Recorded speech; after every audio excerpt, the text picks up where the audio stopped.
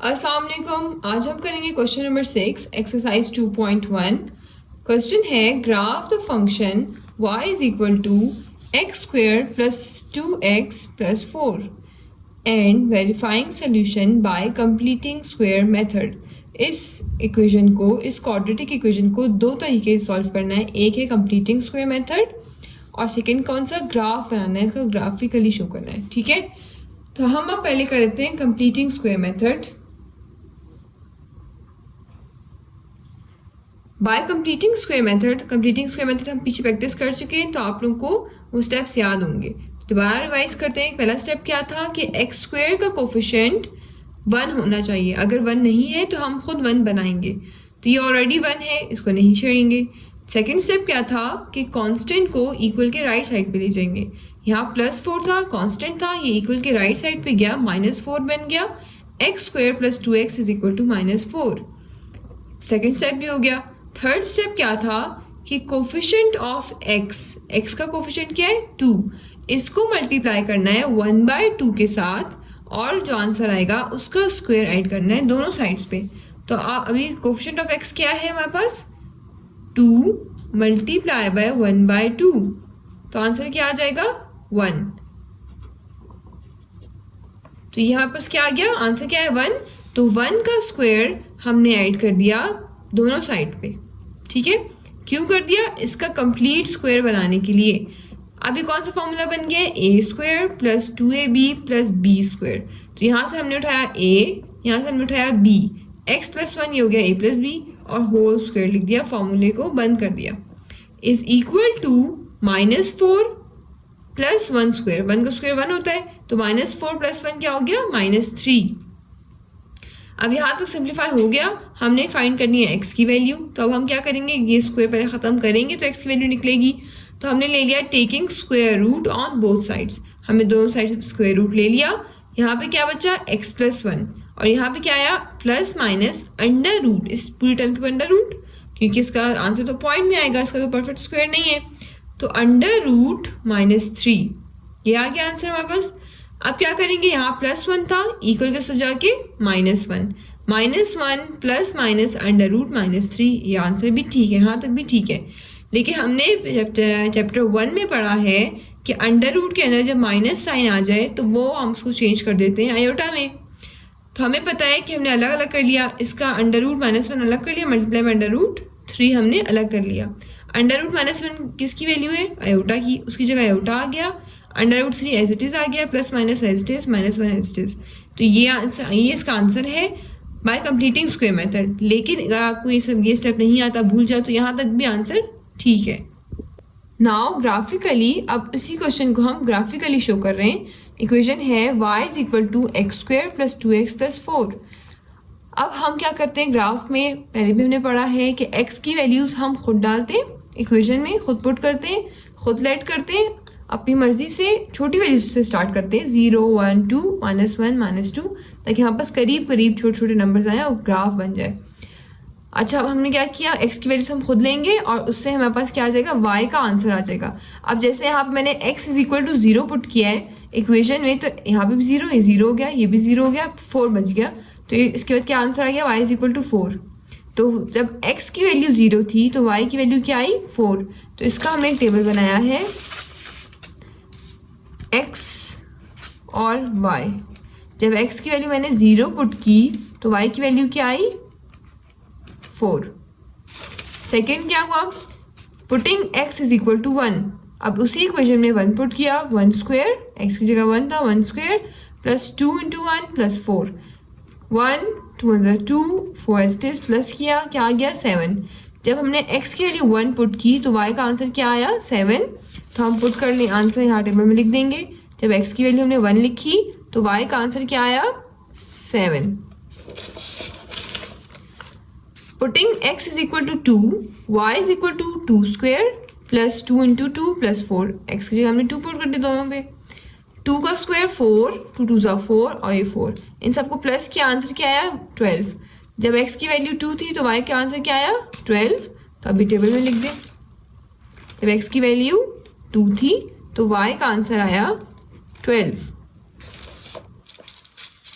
अब क्या होगा, इसके बाद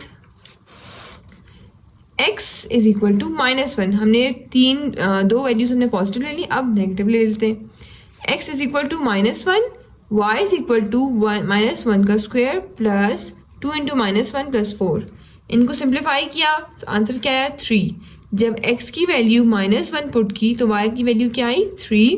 सेव टेबल में हम लिख देंगे, जब x की वैल्यू -1 तो y की वैल्यू 3।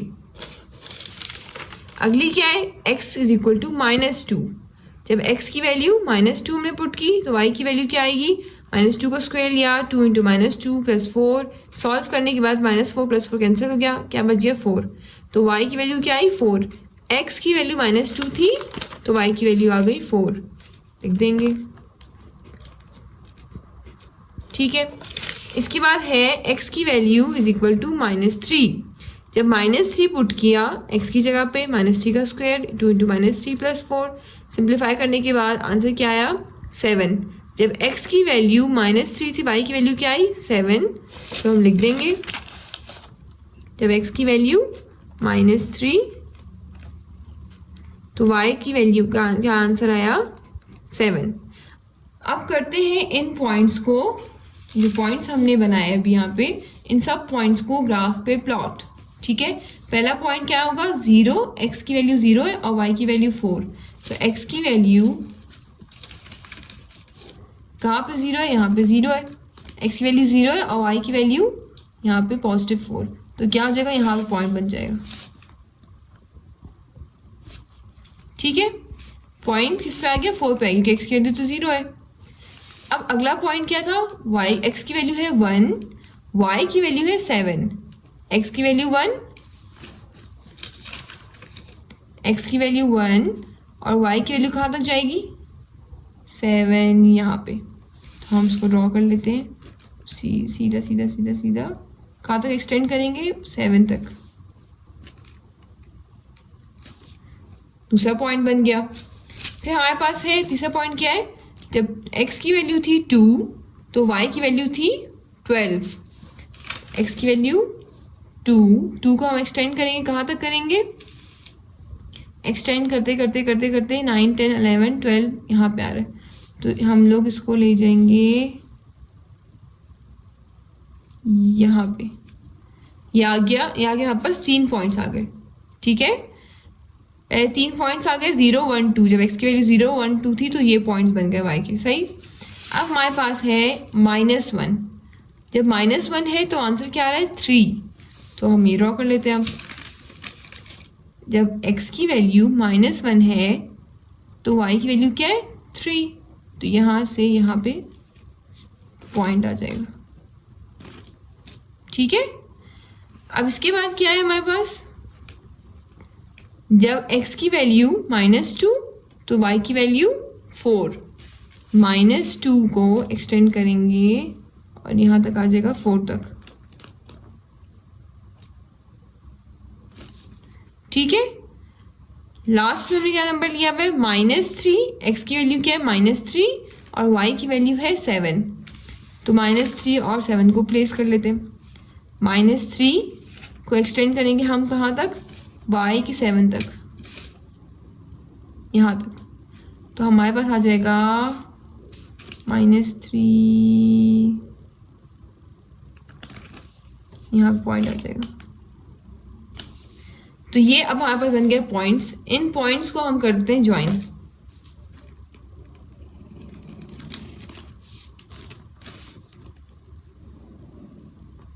मेरा हाथ थोड़ा हिल रहा है तो आप लोगों ने थोड़ा नीट करना है।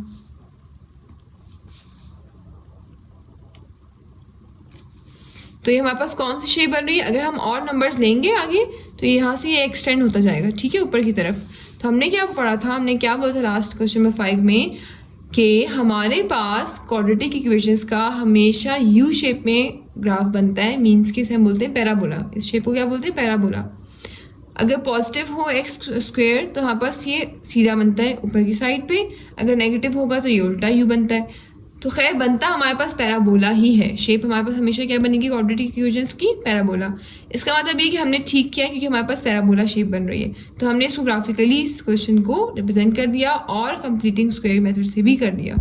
अब क्वेश्चन नंबर 5 में हमारे पास पैराबोला जब बना था तो वो एक्स इंटरसेप्ट कर रहा था, ठीक है, एक्स एक्सिस पे एक पॉइंट पे इंटरसेप्ट कर रहा था, तो हमने उस पॉइंट को बोल दिया था कि ये इसका आंसर है। लेकिन अब ये वाला पैराबोला एक्स पे कहीं पे भी टच नहीं कर रहा, इंटरसेप्ट नहीं कर रहा, तो इसका आंसर अब क्या होगा? इसका मतलब ये होता है कि जब पैराबोला आपका एक्स पे टच ना करे, इसका मतलब है कोई इमेजिनरी नंबर इसका आंसर है, इमेजिनरी है, ठीक है, पॉइंट इमेजिनरी है। तो हमने देखा था कि हमारे पास कंप्लीटिंग स्क्वायर में आंसर क्या आया था, √3 आयोटा आया था, वो इमेजिनरी नंबर था, इमेजिनरी पार्ट था वो। तो ये हमारे पास प्रूव हो गया एक तरह से, दोनों तरीकों से आंसर सेम आया है। हमने ग्राफ पे शो किया तब भी हमारे पास इमेजिनरी आंसर आया और कंप्लीटिंग स्क्वायर से भी हमारे पास इमेजिनरी ही नंबर आया। क्वेश्चन नंबर 6 के बाद अब है क्वेश्चन नंबर 7। इसमें सिर्फ डेफिनेशंस हैं, इतना इंपॉर्टेंट नहीं है, तो इसको मैं आप लोगों के लिए शॉर्ट में डाल दूंगी या आप लोग बुक से खुद भी डेफिनेशंस देख सकते हो। क्वेश्चन नंबर 8 में है can a quadratic equation have more than 2 solutions. ये एमसीक्यूज में आ सकता है। अब आप लोगों को मैंने पहले भी बताया कि क्वाड्रेटिक इक्वेशंस में हाईएस्ट पावर क्या होती है, पावर 2 होती है, एक्स स्क्वायर होता है। क्योंकि एक्स स्क्वायर है तो उसके आंसर भी 2 ही होंगे हमेशा, ठीक है।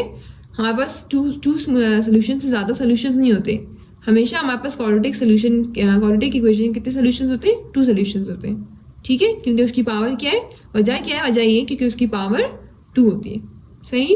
अब चलते हैं क्वेश्चन नंबर 9 पे। क्वेश्चन नंबर 9 को पहले बहुत डिटेल में समझेंगे, उसकी स्टेटमेंट को समझेंगे, उसके बाद हम सॉल्व करेंगे। Plans for rectangular ice skating rink that is 30 metre by 60 metre, ठीक है। आगे हम क्वेश्चन नहीं पढ़ी, पहले हम पहली लाइन समझेंगे। क्या उन्होंने बोला हुआ है, उन्होंने कहा रेक्टेंगुलर आइस स्केटिंग रिंग है, जैसे बच्चे स्केटिंग करते हैं वो जो आइस स्केटिंग होती है उसका एक रेक्टेंगुलर रिंग है, ठीक है। क्या शेप बोली, rectangular, that is 30 metre by 60 metre, जिसकी विड्थ और लेंथ हमें दी हुई है। लेंथ है 60 मीटर और विड्थ है 30 मीटर, ठीक है। यही होता है ना, बस लेंथ और विड्थ मल्टीप्लाई होकर रहेगा, होता है हमारे पास रेक्टेंगुलर का एरिया आ जाएगा। तो हमारे पास विड्थ और लेंथ ही होती है एक शेप में, रेक्टेंगुलर में क्या होता है, तो ये 30 क्या है विड्थ और 60 मीटर क्या है लेंथ।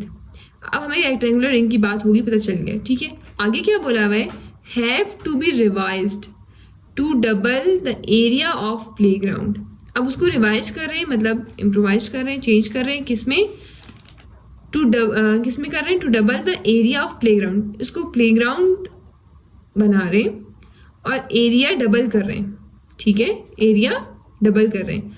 तो जो इसका एरिया आएगा, इन दोनों को मल्टीप्लाई करने के बाद जो आंसर आएगा उसको हम अगर 2 से मल्टीप्लाई करते हैं तो डबल हो जाएगा।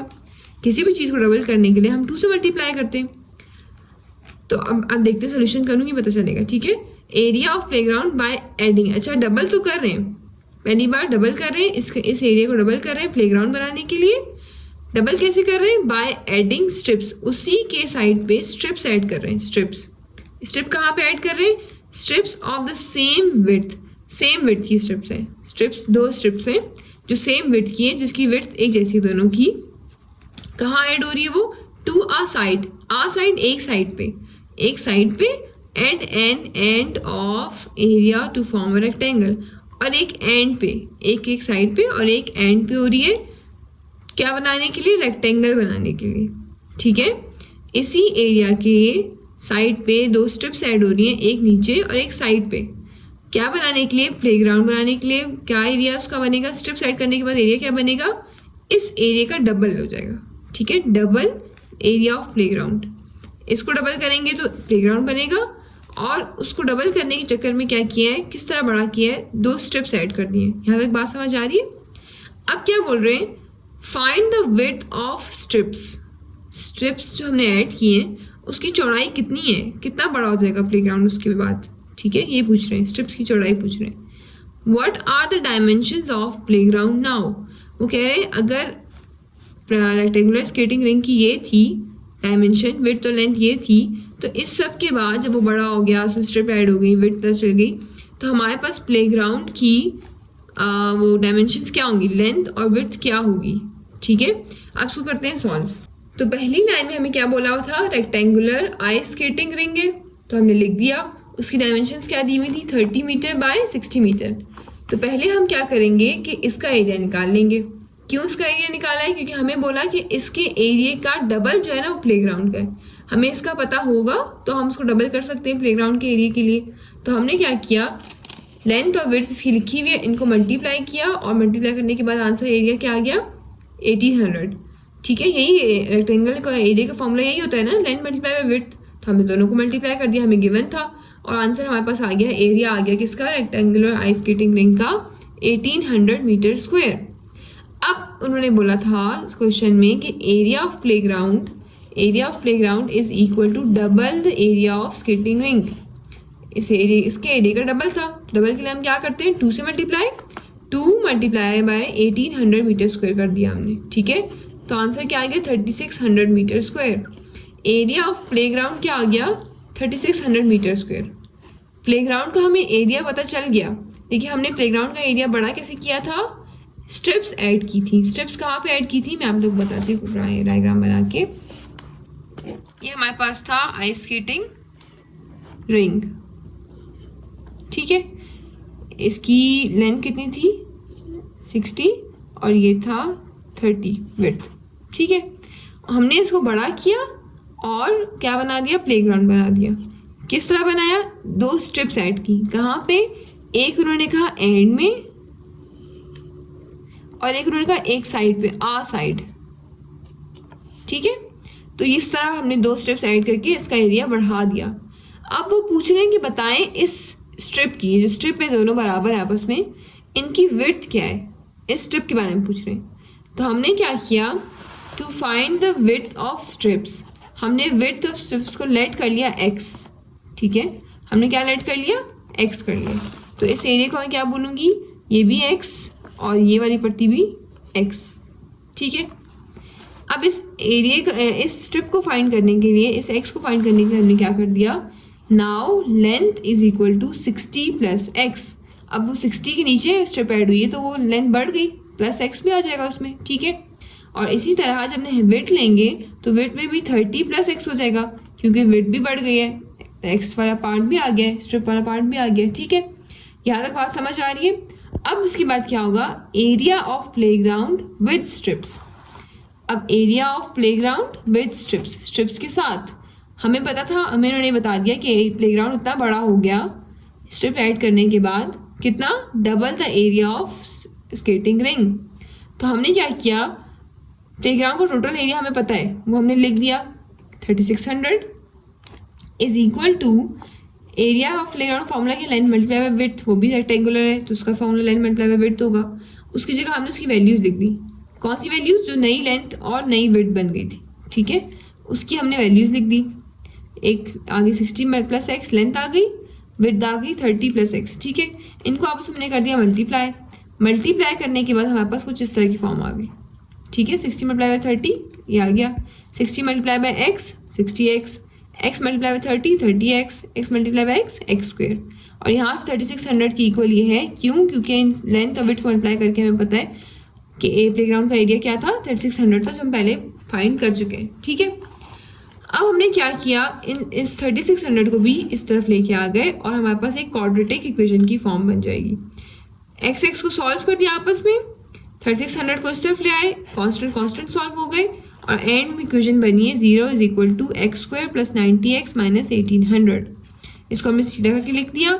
अब इससे हमने, क्योंकि वैल्यूज बड़ी थी, तो हमने क्वाड्रेटिक फॉर्मूला लगा के इसको x फाइंड करना है। x क्यों फाइंड करना है, क्योंकि हमें चाहिए विड्थ ऑफ स्ट्रिप, और विड्थ ऑफ स्ट्रिप क्या है, x है, हमें अभी तक नहीं पता, हमने लेट की हुई है विड्थ ऑफ स्ट्रिप, वो हमने x फाइंड करनी है। उन्होंने कहा find the width of strip, वो उन्होंने क्वेश्चन में बोला हुआ है। ठीक है, तो इस x को फाइंड करने के लिए हम ये फॉर्मूला लगा रहे हैं, ये क्वाड्रेटिक फॉर्मूला लगा रहे हैं। ठीक है, x is equal to minus b होता है, मैंने डायरेक्ट वैल्यूज पुट कर दी। माइनस बी की जगह b की वैल्यू, b स्क्वायर b की वैल्यू 4ac, a की जगह 1 और c की जगह c की value upon 2a, values put हो गई।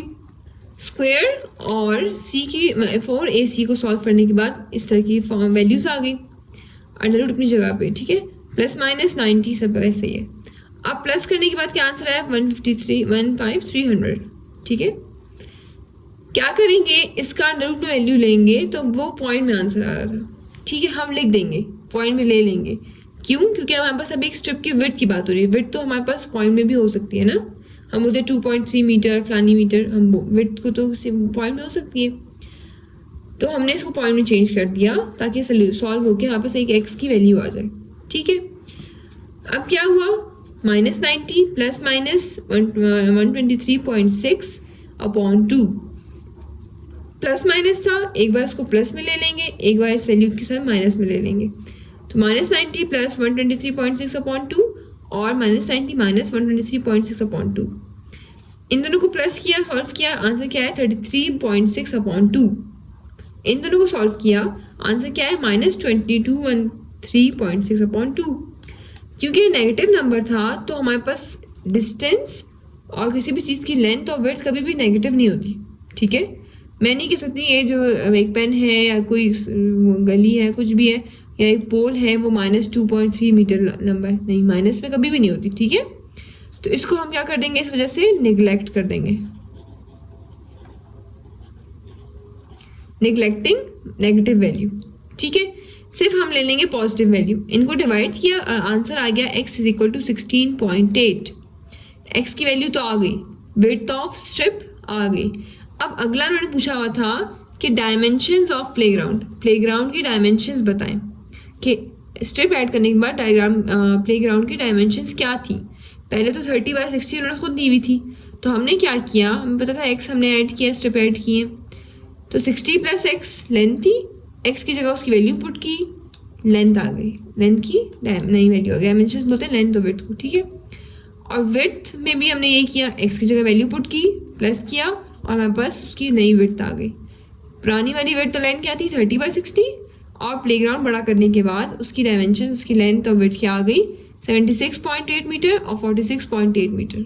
ठीक है, क्वेश्चन नंबर 10, ये बिल्कुल हमारे पास फिजिक्स के न्यूमेरिकल्स की तरह है, इजी है, आप लोग समझ आ जाएगी। ठीक है, if a car has an initial speed of 20 metre per second, speed की बात हो रही है, v इनिशियल स्पीड है तो vi। ठीक है, उन्होंने फॉर्मूला भी दिया हुआ है, तो vi है इनिशियल स्पीड, i शो करता है इनिशियल को, तो vi इनिशियल स्पीड गिवन है 20 metre per second, and a constant acceleration, acceleration a क्या उसकी वैल्यू दी हुई है 2 मीटर पर सेकेंड स्क्वायर। ठीक है, determine the amount of time, amount of time find करना है, टाइम t हमें नहीं पता। ठीक है, it takes to travel 145 metre, 145 metre क्या है, डिस्टेंस है, वो बोल रहे हैं कि इतना डिस्टेंस कवर करने के लिए कितना टाइम लगा, वो टाइम बताओ। तो डिस्टेंस की जगह क्या आ जाएगा, s क्या है वो डिस्टेंस, s की जगह पे क्या आ जाएगा 145 मीटर। तो इस फॉर्मूले में हम वैल्यूज पुट कर देंगे ये सारी। तो चलिए सॉल्व करते हैं। हमने डाटा बना लिया पहले, इनिशियल स्पीड की वैल्यू, एक्सेलरेशन, टाइम हमें नहीं पता, डिस्टेंस हमें मालूम था। उन्होंने फॉर्मूला खुद दिया हुआ है, फिजिक्स का फॉर्मूला है, हमने लिख दिया। ठीक है, लिखने के बाद हमने पुट कर दी वैल्यूज, टी नहीं पता था, इनिशियल स्पीड की जगह इनिशियल स्पीड की वैल्यू 20 आ गई, डिस्टेंस की जगह 145, 1/2, a की जगह 2, एक्सेलरेशन 2 थी, और t² एज इट इज।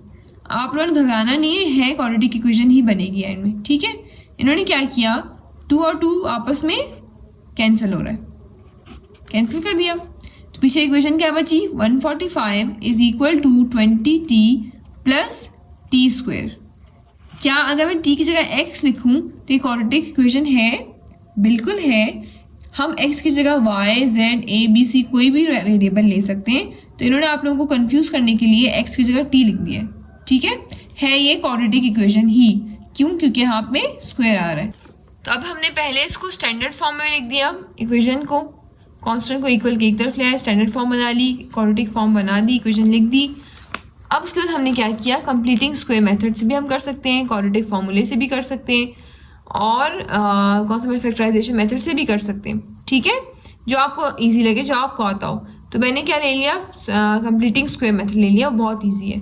ठीक है, क्या हुआ कंप्लीटिंग स्क्वायर मेथड में, पहला स्टेप है कि हमारे पास जो वेरिएबल है x² है, t² है, जो भी स्क्वायर है, वो उसके साथ जो कोफिशिएंट है वो 1 होना चाहिए, तो यहाँ 1 था, वो स्टेप क्लियर। सेकेंड स्टेप हमारा क्या है, कांस्टेंट को इक्वल के राइट साइड पे ले आना है, हमने ले आए, ये स्टेप भी हो गया हमारा।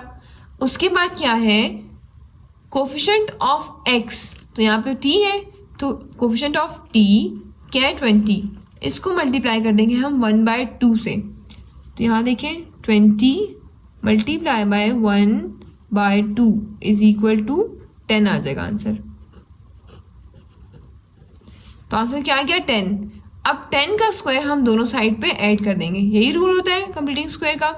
तो 10 का स्क्वायर यहाँ पे भी ऐड हो गया और यहाँ पे भी ऐड हो गया, इसका बन गया कंप्लीट स्क्वायर। फॉर्मूला बन गया a plus b square, b whole square, ठीक है।